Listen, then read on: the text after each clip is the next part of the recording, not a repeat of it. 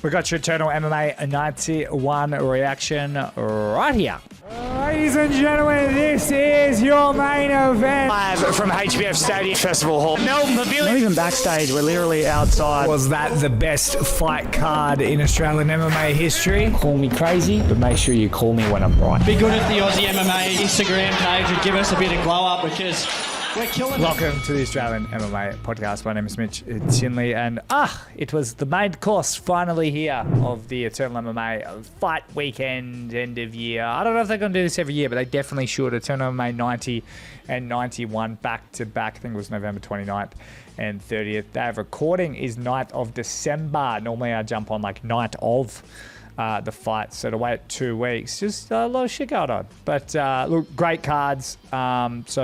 So I want to sort of jump on. Do check out Eternal MMA 90 and, of course, new UFC 312 news and announcements and stuff have dropped recently. So make sure you're hitting up Australian MMA _ on YouTube and subscribing there.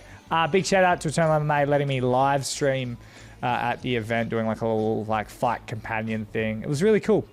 Hopefully you guys enjoyed it. If you did, check it out. But yeah, look, Eternal MMA 91 was a banger of a card. Lots of finishes across the weekend. Some good matchmaking and pushes a lot of storylines forward. So I thought I'd talk about it. Look, first two fights, I just think were just cool. I don't really have any other fights to sort of offer them or whatnot. But Cole Smith versus Jordan Gamble. Jordan Gamble did really well. I think he's at a Lions Den Academy, and they're just always game. Cole Smith has been through a lot of personal stuff and had, I believe, some boxing experience, but I think at 43 is back in the cage, which I think is just incredible. So, shout out to him. But the flowers go to Mr. Gamble. And then, of course, Connor Birch, live by the sword, die by the sword. Unfortunately, Lions Den Academy on the other side of the fun bit. In MMA, Chris Ustijanovsky, who is really highly regarded. Unfortunately, he missed weight by about 1.5, 1.6 kilos, which is not good, Lions Den Academy. I love you guys, but stop it. Conor Birch, beautiful right hand, knocked out Chris Ustijanovsky out cold. It was just beautiful. Conor Birch, I think 2-0 now, 2 knockouts. Absolute start of a guy. Keep an eye on him. He's definitely one to watch. Chris also will be back. Absolute stud of a performer. And yeah, real mixed bag for Lions Den. Well, we move on to the final 4 fights. These were the money makers, if you will. We had Blair Bragg versus Cam Ralston. That is right.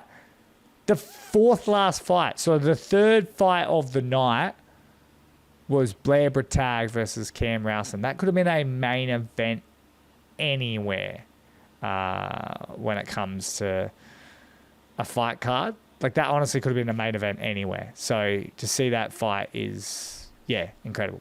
Blair Bragg, one of the most sort of highly touted sort of fighters as well. He builds his brand really well as well. He's really good on socials. If you watch him sort of even train, he's just so fluid on his feet. One sort of critique of his game is, of course, his grappling, which we saw, and he even said, and if you see the sort of interview we did post-fight, Blair Bragg was very vulnerable and very honest and open. It was really good to chat to a guy after a loss, which I will always do. And fighters, if you're out there, if you ever want to chat after you lose, that's actually when I want to talk to you the most, because I want to know what kind of goes through your head in that moment. And I feel like everyone wants to sort of hear. It's the one thing to hear from a guy that wins. He's just like, yeah, I'm the best. I'm off everyone. Everyone else sucks. That's great. But when you hear from a guy that sort of loses, I feel like that's when you get the sort of truest insight into their character. So a big thank you to Mr. Bragg for sort of being vulnerable and open. And he will be back and he will go to the next level at some stage. He is that good. I just think he's going to hit hard into the grappling, and it was a real sort of awkward night, I feel, for Team Compton. They had obviously some real highs, which we'll talk about very soon, but they also had some real lows, and Blair Bragg being one of them.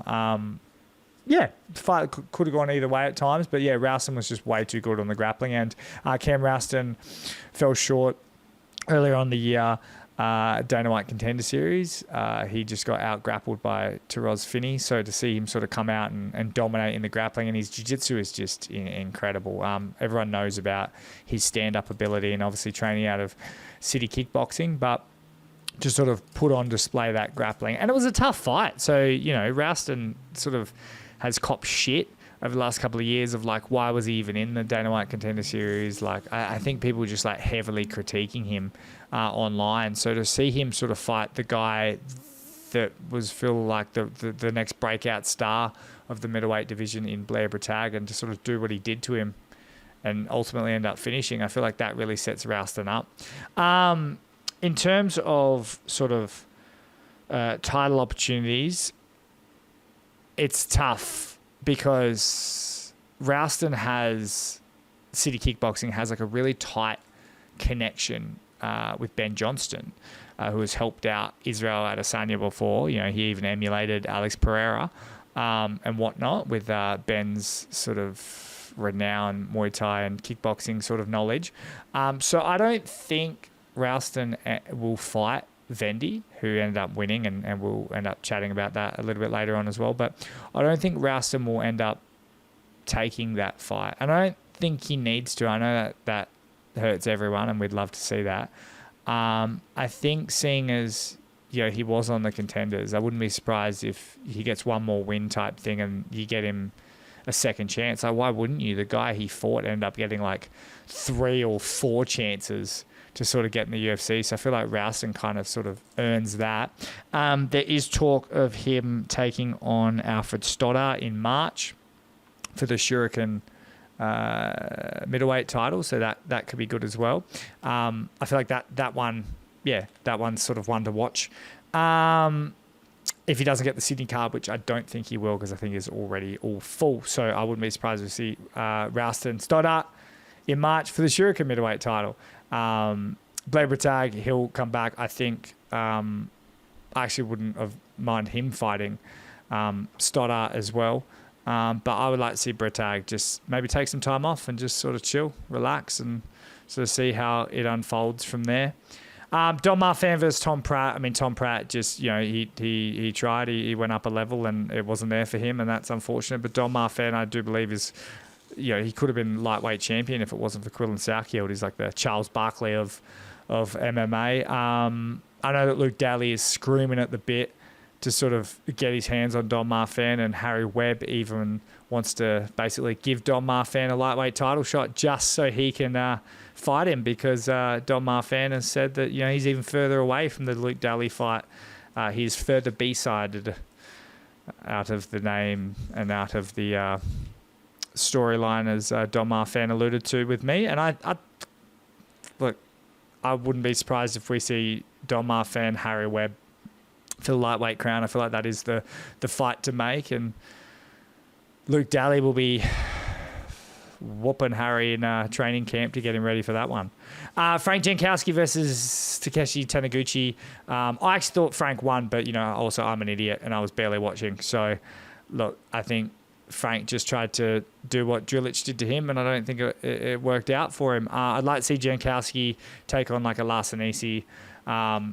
Taniguchi should fight Drilic. It is Drilic's belt. And if you got something to say about that, say it to Drilic. Because Drilic wants his belt back. And he made that very well known. Finally, of Eternal MMA 91, check it out, UFC Fight Pass. John Fraser taking on Darcy Vendy. Boy, my heart broke for Mr. Fraser. A young baby on the way, just personally. So it's always hard to see a guy you become relatively close with, unfortunately, on that knockout. But you live by the sword, you die by the sword.